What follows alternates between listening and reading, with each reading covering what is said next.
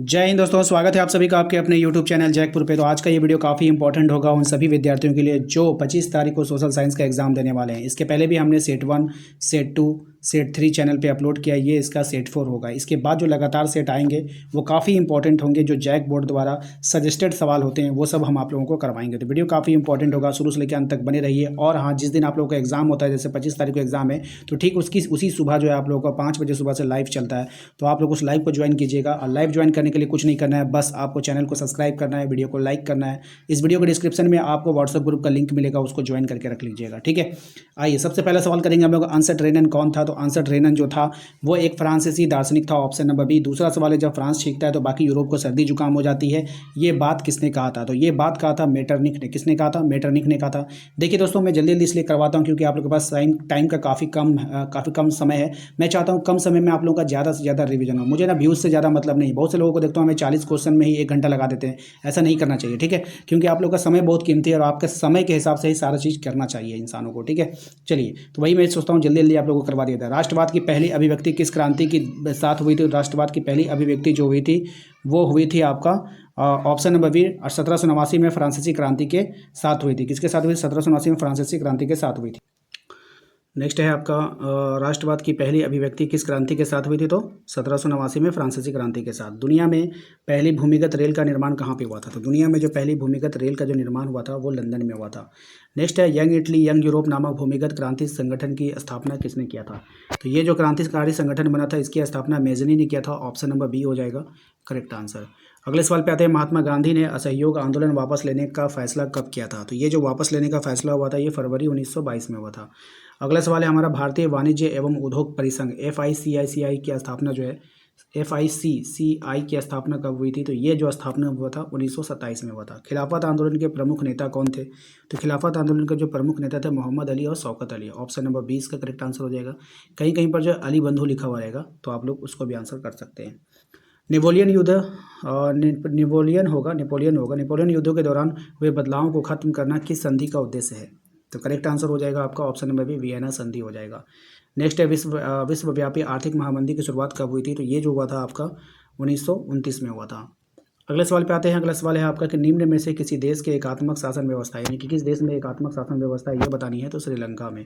निम्नलिखित में से कौन सुमेलित है यानी कि कौन सही है ये आपको बतानी है। तो करेक्ट आंसर हो जाएगा, राज्य सूची में आपका प्रतिरक्षा, बैंकिंग और संचार आ जाता है, ठीक है?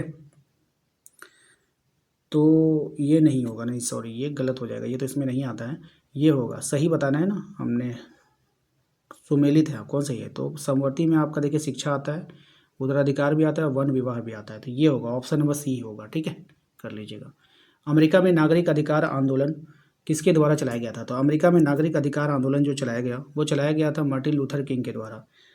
अश्वेत शक्ति आंदोलन कब हुआ था? तो अश्वेत शक्ति आंदोलन जो हुआ था वो 1966 से 1975 के बीच हुआ था।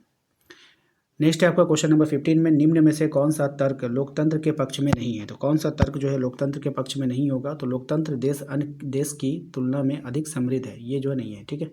अगले सवाल पे आते हैं। कह रहा आपसे कि लोगों को राजनीतिक सुधार लागू करने में सशक्त बनाने वाला कौन सा अधिनियम श्रेष्ठतम होगा? तो कौन सा अधिनियम श्रेष्ठतम होगा ये आपको बतानी है। तो सूचना का अधिकार, ऑप्शन नंबर ए। अगले सवाल पे आते हैं क्वेश्चन नंबर 17 में कि इस समय निम्न में से किस प्रकार की सरकार बेहतर मानी जाती है? तो कौन सी सरकार बेहतर मानी जाती है? तो लोकतांत्रिक सरकार जो होता है। उन समूहों को क्या कहते हैं जो सरकारी नीतियों को प्रभावित करने का प्रयास करते हैं? तो वो जो समूह हो जाएगा ऑप्शन नंबर बी दबाव समूह बोलते हैं, ठीक है?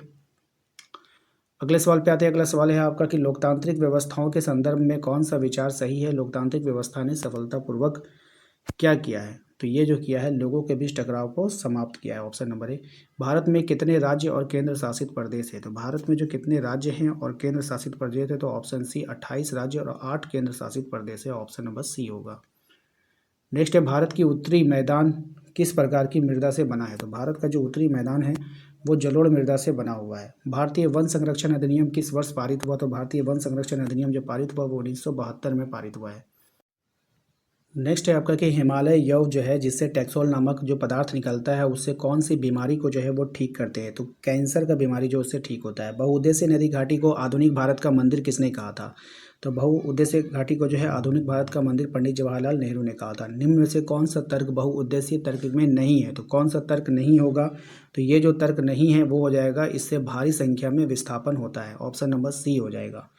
अच्छा, झूम किस प्रकार की कृषि का उदाहरण है। तो झूम जो है वो गहन कृषि का उदाहरण हो जाएगा। ठीक है, तो ये गठन नहीं होता है, गहन होता है। तो आइए यहाँ पर आते हैं अगले सवाल पे।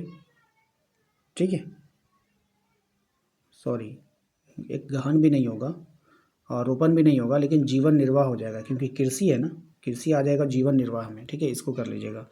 HVJ पाइपलाइन की कुल लंबाई आपसे पूछा है, तो ये जो हो जाएगा आपका ऑप्शन नंबर 1700 किलोमीटर। ठीक है, निम्न में से किस उद्योग को आधारभूत उद्योग कहा जाता है। यानी पे कौन सा उद्योग होगा आधारभूत उद्योग। लौह इस्पात उद्योग को आधारभूत उद्योग कहते हैं। मैनचेस्टर ऑफ इंडिया किसको कहा जाता है। तो मैनचेस्टर ऑफ इंडिया जो कहा जाएगा वो अहमदाबाद को कहा जाता है। सीमा सड़क संगठन BRO की स्थापना जो है वो किस वर्ष हुई थी। तो ये जो स्थापित हुआ था ये 1960 में हुआ था। नेक्स्ट आते हैं एक वस्तु का अधिकांशतः प्राकृतिक प्रक्रिया से उत्पादन क्षेत्र की गतिविधि क्या है। राइट आंसर हो जाएगा आपका प्राथमिक। नेक्स्ट है आपका कौन सा क्षेत्र भारत में सबसे बड़े रोजगार का उत्पादक क्षेत्र का रूप में उभरा है। तो कौन सा क्षेत्र हो जाएगा आपका तृतीयक क्षेत्र, जिसको सेवा क्षेत्र बोलते हैं। उसमें जो है बहुत सारा रोजगार होता है। ठीक है, इस बात का आप लोगों को ध्यान में रखनी है।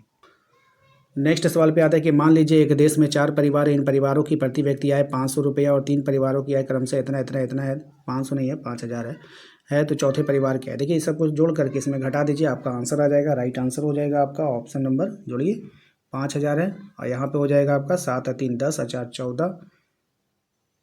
कैसे जोड़ा है ये, यहाँ पे थोड़ा ध्यान से समझना होगा। ठीक है, ये क्या हो रहा है ये ध्यान से समझना होगा। रुकिए, देखो 4 परिवार बोला है तो प्रति परिवार का 5000 हो जाएगा।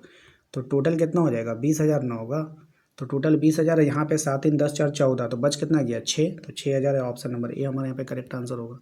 इस तरह से मनरेगा एक वर्ष में कितने दिन का रोजगार देता है। तो मनरेगा जो रोजगार देता है वो 100 दिन का रोजगार देता है।